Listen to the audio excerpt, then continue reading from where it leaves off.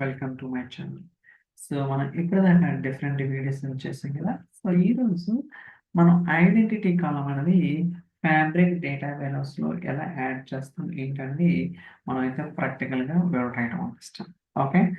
So, ఇక్కడ నేను ఒక 2 టేబుల్స్ తీసుకుంటాను. ఇదొచ్చేసరికి సోర్స్ టేబుల్ అనమాట. మీరు చూడొచ్చు. Employee ID, first name, last name, salary ఇలా మనకి సోర్స్ టేబుల్‌లో 4 కాలమ్స్ ఉన్నాయి. సో, ఫస్ట్ ఇది ఎగ్జిక్యూట్ చేద్దాం. రన్ అవుతుంది. ఓకే. సో, డేట్ అనేది సక్సెస్‌ఫుల్‌గా జరిగింది. సో, టేబుల్ అనేది సక్సెస్‌ఫుల్‌గా క్రియేట్ చేసాం. దాని తర్వాత ఒక 3 రికార్డ్స్ అనేది ఈ సోర్స్ టేబుల్‌లోకి నేను ఇన్సర్ట్ చేస్తున్నాను. ఓకే. రన్ అవుతుంది. చూడొచ్చు ఇక్కడ మీరు. ఓకే. సో, దాని తర్వాత select statement.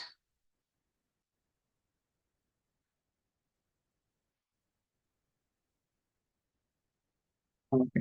Still it's going on. Let's wait. Okay. So, so 3 రికార్డ్స్‌కి ఒక్కోసారి జనరల్‌గా బట్ ఫాస్ట్‌గానే ఉంటుంది. ఒక్కోసారి sometimes it's getting delay. Okay. 25 seconds. But ఇంత టైం అయితే తీసుకోకూడదు జనరల్‌గా. ఓకే. సో, మీరు చూస్తున్నారు. So, employee ID, employee name, last name, salary ఇలా మనకి 4 కాలమ్స్ 3 రికార్డ్స్ అయితే ఉన్నాయన్నమాట. ఓకే. ఇక్కడ నేను డెస్టినేషన్ అనే ఒక టేబుల్ క్రియేట్ చేస్తున్నాను. అంటే సోర్స్ టేబుల్‌లో ఏదైతే డేటా ఉందో ఆ డేటాని డెస్టినేషన్ టేబుల్‌లోకి నేను లోడ్ చేస్తాను. కాకపోతే ఇక్కడ ఏంటంటే డెస్టినేషన్ టేబుల్‌లో నాకు ఐడెంటిటీ కాలమ్ అనేది జనరేట్ అవ్వాలన్నమాట. అంటే మీ అందరికి తెలుసు ఐడెంటిటీ కాలమ్ అంటే ప్రతి రో కూడా ఒక నంబర్ అనేది జనరేట్ అవుతుంది. లైక్ సీక్వెన్సర్‌లో ఎలా అయితే మనం ఇంక్రిమెంట్ చేస్తామో ఐడెంటిటీ 1, 1 అని ఓకే. సీడీ ఇంక్రిమెంట్ ఉంటది కదా! సేమ్ వితౌట్ ఐడెంటిటీ అనేది ఎలా చేయాలి ఏంటి అనేది మనమైతే ప్రాక్టికల్‌గా చూద్దాం. ఫస్ట్ నేను డెస్టినేషన్ టేబుల్ క్రియేట్ చేస్తాను చూడండి. Same columns except unique employee ID అనేది ఒకటి అడిషనల్‌గా ఈ టేబుల్‌లో నేను క్రియేట్ చేస్తాను. ఓకే. సో, టేబుల్ సక్సెస్‌ఫుల్‌గా క్రియేట్ చేసిన. ఇప్పుడు సో, చిన్న లాజిక్ అనేది నేను ఇచ్చేస్తున్నాను. ఇక్కడేంటంటే ఫస్ట్ ఒక వేరియబుల్ డిక్లేర్ చేస్తున్నాను. ఓకే. ఈ కోడ్ కూడా నేను మైక్రోసాఫ్ట్ డాక్యుమెంటేషన్ నుంచి తీసుకొచ్చాననమాట. ఓకే. సో, ఒక వేరియబుల్ డిక్లేర్ చేసి టెస్ట్ చేస్తున్నాను. డేటా ఉందా లేదా? అంటే ఏదైతే మనం డెస్టినేషన్ టేబుల్ ఉందో ఆ డెస్టినేషన్‌లో ఇన్ కేస్ అట్‌లీస్ట్ ఒక రికార్డ్ ఉంటే సో, ఇది ఎగ్జిక్యూట్ అవుతుంది. ఇన్ కేస్ ఈ డేటా ఏమి లేకపోతే సో, ఆ వేరియబుల్‌కి 0 వాల్యూ అనేది అసైన్ అవుతుంది. ఒకవేళ డేటా ఉందనుకోండి, ఆ డేటాలో ఏదైతే మ్యాక్స్ ఐడీ ఉందో దాన్ని ఈ వేరియబుల్‌లో స్టోర్ చేస్తున్నాం. Thoughts it. సో, దాని తర్వాత insert into destination table select max ID plus రో నంబర్ ఓవర్ క్లాస్ యూజ్ చేసుకొని సేమ్. రిమైనింగ్ అంతా కూడా మనకి ఏదైతే సోర్స్ టేబుల్ ఉందో అది. ఓకే. అండ్ సోర్స్ టేబుల్ నుంచి కాలమ్స్ అండ్ అడిషనల్‌గా మనం ఒకటి డిరైవ్డ్ చేస్తున్నాం కదా! కాలమ్ ఐడెంటిటీ కోసం అదనమాట. Okay. So, first let's try to run this one.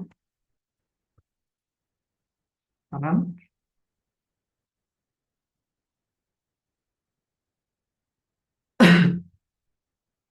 Okay. Successful. So, ఇది డెస్టినేషన్. సో, చూద్దాం వర్క్ అవుతుందో లేదో.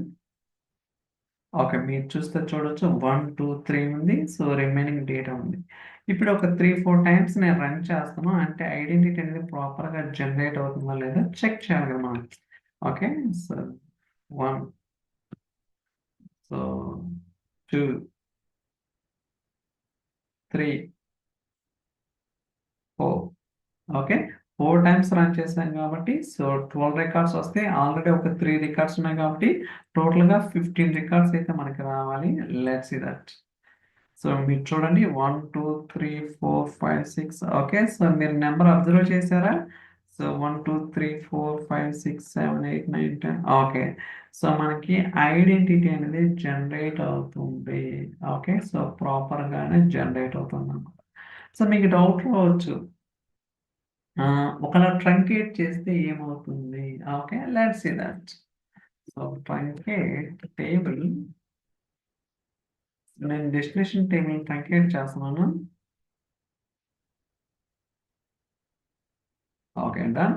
So let me try to remove. Okay ఏం డేటా లేదు. ఇప్పుడు మళ్ళీ రన్ చేస్తాను.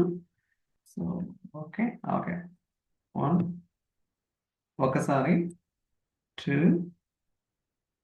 3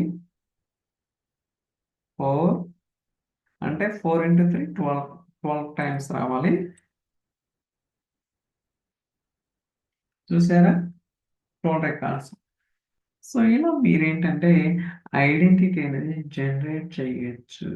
ఓకే అర్థమైంది కదా. ఫ్యాబ్రిక్ డేటా వేరస్లో ఐడెంటిటీ కాలం అనేది అంటే డిఫరెంట్ వేస్ ఉంటుంది. బట్ ఇది ఒక one of the way to generate identity column in fabric data warehouse అనమాట. ఓకే సో స్ట్రైట్ ఫార్వర్డ్ ఇక్కడ పెద్ద కాంప్లికేటెడ్ లాజిక్ ఏమున్నది అనమాట. జస్ట్ ఒక వేరియబుల్ డిక్లేర్ చేసి ఆ వేరియబుల్కి ఆ డెస్టినేషన్లో డేటా ఏదైతే ఉందో మ్యాక్స్ దాన్ని క్యాప్చర్ చేస్తున్నాం అనమాట. చిన్న లాజిక్ అంత నుంచి మనం ఏం చేసింది ఏం లేదు. ఈవెన్ ఇది ఫ్యాబ్రిక్ సో మైక్రోసాఫ్ట్ డాక్యుమెంటేషన్ కూడా ఉంది కోడ్. కాకపోతే నేను కొంచెం చేంజ్ అనేది చేశాను అనమాట. Okay so thing else I think మీకైతే అర్థమైందని అనుకుంటున్నాను. So thank you so much for watching. Will catch next video. Bye.